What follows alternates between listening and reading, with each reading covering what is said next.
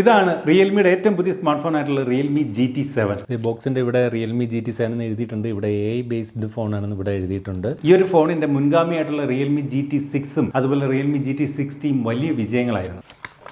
ഒരു paper box, അതിനകത്ത് SIM ejector പിൻ, ഒരു ബ്ലാക്ക് കളറിലെ കേസ്. ആ ഒരു വിജയം റിയൽമി GT7 എന്ന ഈ ഒരു പുതിയ സ്മാർട്ട് ഫോൺ കൈവരിക്കുമ്പോൾ നമുക്ക് നോക്കാം. 120 വാട്ടിന്റെ ഫാസ്റ്റ് ചാർജർ, ചാർജിങ്ങിന് A to C charging cable. ആദ്യം നമുക്ക് ഈ ഒരു ഫോണിന്റെ ഡിസൈനിലേക്ക് നോക്കി കഴിഞ്ഞാൽ എടുത്തു പറയേണ്ട ഒരു കാര്യം, നോക്കി ഇതിനകത്ത് ഈ പവർ ബട്ടണൊക്കെ ഒരു പ്രത്യേക കളറിലാണ് കൊടുത്തിരിക്കുന്നത്. ഫോൺ പുറത്തേക്ക് എടുക്കാം.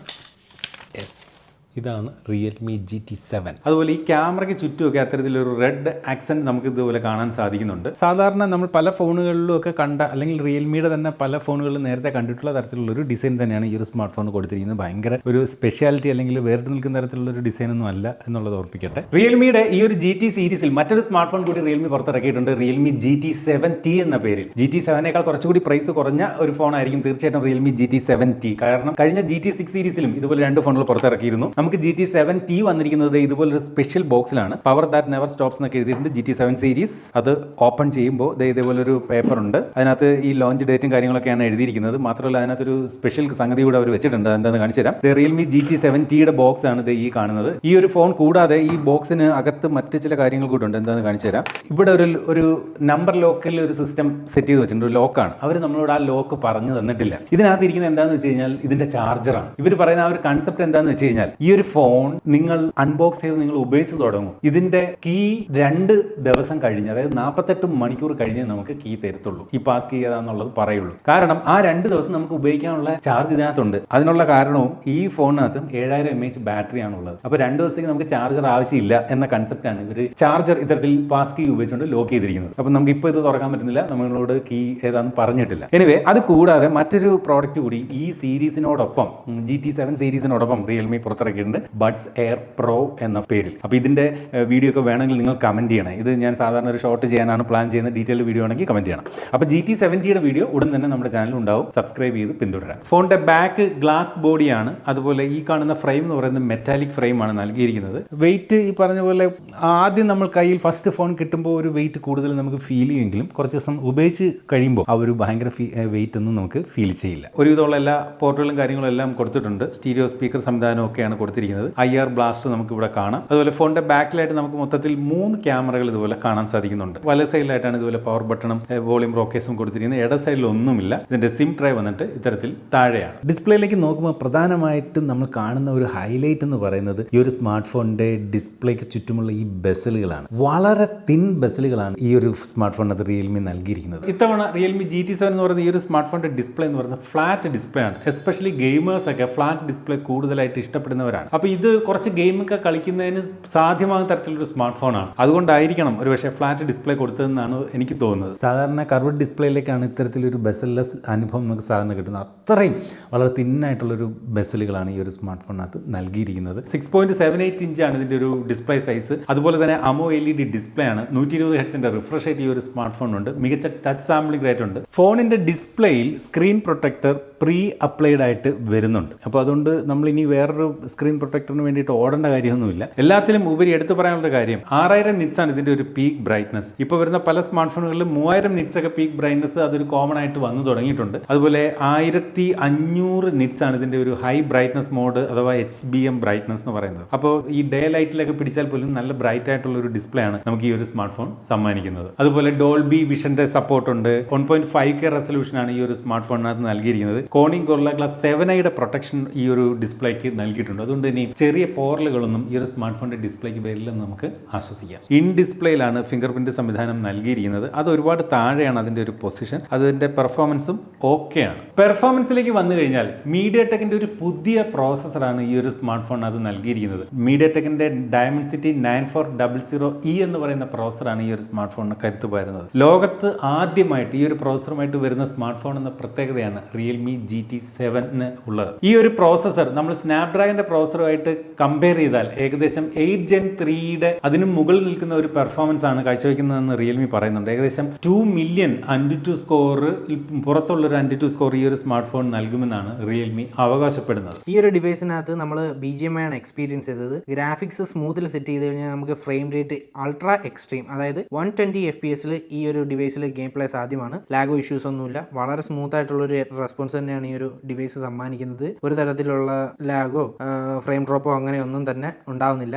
മാത്രമല്ല ഇതിനകത്ത് game settings low power mode, balance mode, GT മോഡിൽ ഇട്ട് കഴിഞ്ഞാൽ അത്യാവശ്യം നല്ല FPS തന്നെ നമുക്ക് ഗെയിം പ്ലേ സാധ്യമാവുന്നുണ്ട്. മാത്രമല്ല നിരവധി ഗെയിമിംഗ് റിലേറ്റഡ് ഓപ്ഷൻസും ഈ ഒരു സെറ്റിംഗ്സിൽ നൽകിയിട്ടുണ്ട്. 12 GB റാം വരെയും അതുപോലെ തന്നെ 512 GB ഇന്റൽ സ്റ്റോറേജും ഈ ഒരു സ്മാർട്ട് ഫോണിനകത്ത് നൽകിയിട്ടുണ്ട്. ബാറ്ററി സൈഡിലേക്ക് വന്നാൽ 7000 mAh ബാറ്ററിയാണ് നൽകിയിരിക്കുന്നത്. അടുത്തിടെ മറ്റൊരു ബ്രാൻഡിന്റെ ഫോൺ 7300 mAh ബാറ്ററിയുമായിട്ട് വന്നിരുന്നു. പക്ഷെ അതിന്റെ ഫാസ്റ്റ് ചാർജിങ് സപ്പോർട്ട് 90 വാട്ടേ ഉണ്ടായിരുന്നുള്ളൂ. പക്ഷെ ഇവിടെ 7000 mAh ബാറ്ററി വിത്ത് 120 വാട്ടിന്റെ ഫാസ്റ്റ് ചാർജിങ് സപ്പോർട്ടും നൽകിയിട്ടുണ്ട്. അപ്പോൾ ബാറ്ററിയും ഹയർ ആണ് ഒരു പരിധിവരെ, അതുപോലെ തന്നെ ബാറ്ററി ചാർജിങ് കപ്പാസിറ്റിയും ഹയർ ആണ് ഈ ഒരു സ്മാർട്ട് ഫോണിൽ എന്നുള്ളതാണ് പ്രത്യേകത. വെറും 14 മിനിറ്റ് കൊണ്ട് നമുക്ക് ഈ ഒരു സ്മാർട്ട് ഫോൺ 50% ചാർജ് ചെയ്യാൻ സാധിക്കുമെന്നാണ് പറയുന്നത്. അതായത് 7000 mAhന്റെ പകുതി എന്ന് പറയുന്നത് 3500 mAh. അത് നമുക്ക് വെറും 14 മിനിറ്റ് കൊണ്ട് ചാർജ് ചെയ്യാൻ സാധിക്കും. ആ ഒരു 3500 mAh നിറഞ്ഞാൽ തന്നെ നമുക്ക് ഒരു ദിവസം വേണ്ടുന്ന ഫുൾ ബാറ്ററി ലൈഫ് നമുക്ക് കിട്ടും. അതായത് ഈ ഒരു സ്മാർട്ട് ഫോൺ ഒരു 50% ചാർജ് ചെയ്താൽ തന്നെ ഒരു ഫുൾ ഡേ യൂസ് ചെയ്യാൻ സാധിക്കും. അപ്പോൾ വെറും 14 മിനിറ്റ്, നമുക്ക് സമയമില്ല, എവിടെയെങ്കിലും പോകാൻ ഒരുങ്ങുമ്പോഴാണ്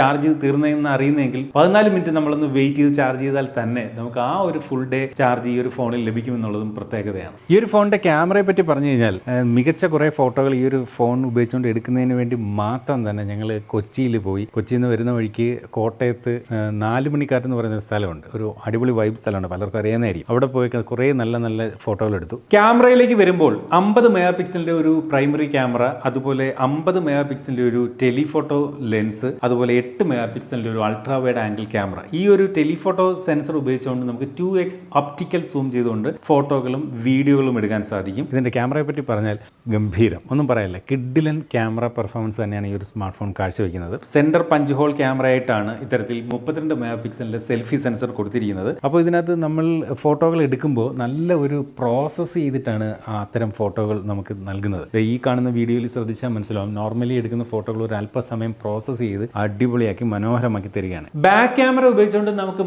മാക്സിമം 8K റെസൊല്യൂഷൻ 60 FPS വീഡിയോകൾ ഷൂട്ട് ചെയ്യാം. ഫ്രണ്ട് ക്യാമറ ഉപയോഗിച്ചുകൊണ്ട് നമുക്ക് 4K റെസൊല്യൂഷൻ 60 FPS വീഡിയോകളും ഷൂട്ട് ചെയ്യാം. എടുത്തു പറയേണ്ട ഒരു കാര്യം എന്ന് പറയുന്നത് ഈ ഒരു സ്മാർട്ട് ഫോണിനകത്തെ ആ ഒരു HDR എഫക്റ്റ് ആണ്. എസ്പെഷ്യലി ആ ഒരു ക്ലൗഡി ഏരിയയിലൊക്കെ നമ്മൾ സൂക്ഷിച്ച് നോക്കി കഴിഞ്ഞാൽ ഓരോ ക്ലൗഡ്സും നമ്മൾ കണ്ണുകൊണ്ട് കാണുന്നത് പോലെ തന്നെ കൃത്യമായിട്ടും വിസിബിൾ ആണ് ഈ ഒരു സ്മാർട്ട് ഫോണിൽ എന്ന് വേണം പറയാൻ. എന്നാൽ ഈ ഒരു സ്മാർട്ട് ഫോണിന്റെ വൈഡ് ആംഗിൾ ക്യാമറ ഉപയോഗിച്ചുകൊണ്ട് ഫുൾ HD 60 FPS വീഡിയോകൾ ഷൂട്ട് ചെയ്യാൻ സാധിക്കുകയുള്ളൂ. ചുരുക്കി പറഞ്ഞാൽ ഈ ഒരു സ്മാർട്ട് ഫോണിനകത്തുള്ള എല്ലാ ക്യാമറകളും ഉപയോഗിച്ചുകൊണ്ട് 4K സപ്പോർട്ട് ഇല്ല. ഒരു വ്ളോഗിങ്ങിനൊക്കെ എല്ലാം 4Kയിൽ ഷൂട്ട് ചെയ്യണമെന്ന് വെച്ച് കഴിഞ്ഞാൽ അതുകൊണ്ട് തന്നെ സാധ്യമല്ല. സെൽഫി ഫോട്ടോകളും ഒരുവിധം നല്ല ഫോട്ടോകൾ തന്നെയാണ് നൽകുന്നത്. പക്ഷേ വീഡിയോ വിഭാഗത്തിലേക്ക് വരുമ്പോൾ സെൽഫി വീഡിയോ ലോ ലൈറ്റിൽ ഒരു അല്പം പതർന്നത് പോലെ എനിക്ക് ഫീൽ ചെയ്തു. പതർന്ന് വെച്ച് കഴിഞ്ഞാൽ ഫോട്ടോയുടെയോ വീഡിയോ ബാക്ക് വീഡിയോയുടെ ഒന്നും ഒരു ക്വാളിറ്റി സെൽഫി വീഡിയോ അതും ലോ ലൈറ്റിൽ നൽകുന്നില്ല എന്ന് എനിക്ക് തോന്നി. എന്തായാലും സെൽഫി ക്യാമറയ്ക്ക് 4K റെസൊല്യൂഷൻ കൊടുത്തു എന്നുള്ളത് തന്നെ വലിയ കാര്യമാണ്. നമ്മളിനി എന്തൊക്കെ പറഞ്ഞാലും ഈ ഒരു സ്മാർട്ട് ഫോണിന്റെ ക്യാമറ ഡിപ്പാർട്ട്മെന്റ് എന്ന് പറയുന്നത് അടിപൊളി തന്നെയാണ്. നിങ്ങൾ ഒരു മികച്ച ക്യാമറ സെൻട്രിക് സ്മാർട്ട് ഫോൺ നോക്കുന്നെങ്കിലും നമുക്ക് ധൈര്യമായിട്ട് ഈ ഒരു സ്മാർട്ട് ഫോണിന് കൈ കൊടുക്കാമെന്നാണ് എൻ്റെ അഭിപ്രായം. ആൻഡ്രോയിഡ് 15 ഈ ഒരു സ്മാർട്ട് ഫോൺ പ്രവർത്തിക്കുന്നത്. അതുപോലെ റിയൽമിയുടെ സ്വന്തം യൂസർ ഇന്റർഫേസ് ആയിട്ടുള്ള റിയൽമി UI 6 ഈ ഒരു സ്മാർട്ട് ഫോണിനകത്തുണ്ട്. സാധാരണ റിയൽമി സ്മാർട്ട് ഫോണുകളിൽ നിന്ന് വ്യത്യസ്തമായിട്ട് ഇത്തവണ ബ്ലോട്ട് വോയിസുകളുടെ എണ്ണം വളരെ കുറവാണ്. വളരെ കുറവെന്ന് വെച്ചാൽ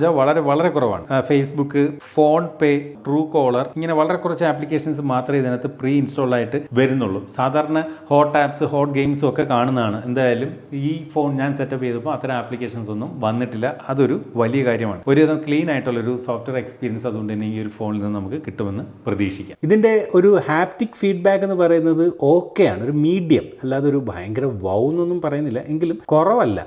നമുക്ക് കൃത്യമായിട്ട് ഈ ടൈപ്പ് ഒക്കെ ചെയ്യുമ്പോൾ നമുക്ക് ആ ഒരു ഫോണിൻ്റെ വൈബ്രേഷനിലൂടെ അത് കൃത്യമായിട്ട് തിരിച്ചറിയാൻ സാധിക്കും. ബ്ലൂടൂത്ത് വെർഷൻ 5.4 നൽകിയിരിക്കുന്ന ഈ ഒരു സ്മാർട്ട് ഫോണിനകത്ത് NFC സപ്പോർട്ട് നൽകിയിട്ടുണ്ട്. അതുപോലെ തന്നെ IP69 dust and water resistance ആണ് കൊടുത്തിരിക്കുന്നത്. വാട്ടർ റെസിസ്റ്റൻസിന്റെ ആൻഡ്രോയിഡ്സിന്റെ ടോപ്പ് സർട്ടിഫിക്കേഷൻ വന്നിട്ടുണ്ട്. ഫീച്ചറുകളിൽ എടുത്തു പറയേണ്ട ഒരു കാര്യം, ഈ ഒരു സ്മാർട്ട് ഫോണിനകത്ത് കോൾ റെക്കോർഡിംഗ് ഫീച്ചർ കൊടുത്തിട്ടുണ്ട്. നേരത്തെ ഉണ്ടായിരുന്ന റിയൽമിയുടെ ഫോണുകൾ ഉണ്ടായിരുന്നോ എന്ന് എനിക്കിപ്പോൾ ഒരു ഡൗട്ട് തോന്നുന്നുണ്ട്. കാരണം ഈ ഒരു ഫോണിനകത്ത് ഗൂഗിൾ ഡയലർ അല്ല നൽകിയിരിക്കുന്നത്. അതുകൊണ്ട് തന്നെ കോൾ റെക്കോർഡിംഗ് ഫീച്ചർ ഉണ്ട്. അങ്ങേ തലകൾ വിളിച്ച് പറയില്ല, കൃത്യമായിട്ട് നമുക്ക് കോളുകൾ നമുക്ക് ഈ ഒരു ഫോണിനകത്ത് റെക്കോർഡ് ചെയ്യാൻ സാധിക്കും. അതുപോലെ റെയിൻ ടച്ച് ടെക്നോളജി കൊടുത്തിട്ടുണ്ട്. അതായത് നമ്മൾ മഴവെള്ളമൊക്കെ ഫോണിന്റെ ഡിസ്പ്ലേയിൽ വീണാലും നമുക്ക് ടച്ച് വർക്ക് ചെയ്യും. വെള്ളത്തുള്ളികൾ ഇരുന്നാലും ടച്ച് നല്ല രീതിയിൽ വർക്ക് ചെയ്യുന്ന ടെക്നോളജിയും ഈ ഒരു ഫോണിനകത്ത് നൽകിയിട്ടുണ്ട്. ഇപ്പോൾ വരുന്ന ചില ഇതിൽ നിന്നും വില കുറഞ്ഞ ഫോണുകളിൽ പോലും ചില ബ്രാൻഡുകൾ ഇ സിം സപ്പോർട്ട് നൽകുന്നുണ്ട്. പക്ഷേ ഈ ഒരു ഫോണിനകത്ത് ഇ സിം സപ്പോർട്ട് നൽകിയിട്ടില്ല. അതുപോലെ തന്നെ വയർലെസ് ചാർജിങ് സപ്പോർട്ട് നൽകിയിട്ടില്ല. ഞാൻ ഈ ഒരു ഫോൺ മൊത്തത്തിൽ നോക്കിയിട്ട് എനിക്ക് തോന്നിയ രണ്ട് കുറവുകൾ എന്ന് പറയുന്നത് ഈ പറഞ്ഞതുപോലെ ഇ സിം സപ്പോർട്ടും അതുപോലെ വയർലെസ് ചാർജിങ് സപ്പോർട്ടുമാണ്. അടുത്തായിട്ട് ഈ ഒരു സ്മാർട്ട് ഫോണിന്റെ പ്രൈസിംഗ് ആണ്. സത്യത്തിൽ ഈ ഒരു ഫോണിന്റെ പ്രൈസിംഗ് നിലവിൽ എനിക്ക് അറിവില്ല. പക്ഷേ നിങ്ങൾ ഈ വീഡിയോ കാണുന്ന സമയത്ത് ഇതിന്റെ പ്രൈസിംഗ് അറിവായിട്ടുണ്ടാകും. നിങ്ങൾ ചെയ്യേണ്ട ഒറ്റ കാര്യം മാത്രം റിയൽമി GT7 പ്രൈസിംഗ് എന്നൊന്ന് ഇപ്പോൾ സെർച്ച് ചെയ്താൽ ഇപ്പോൾ തന്നെ ഇതിന്റെ വില അറിയാൻ സാധിക്കും. ഇതുപോലെ മനോഹരമായിട്ടുള്ള മറ്റൊരു പ്രോഡക്റ്റിന്റെ വിശേഷവുമായിട്ട് നമുക്ക് അടുത്ത വീഡിയോയിൽ വീണ്ടും കാണണം. അതുവരെ സ്റ്റേ സേഫ്,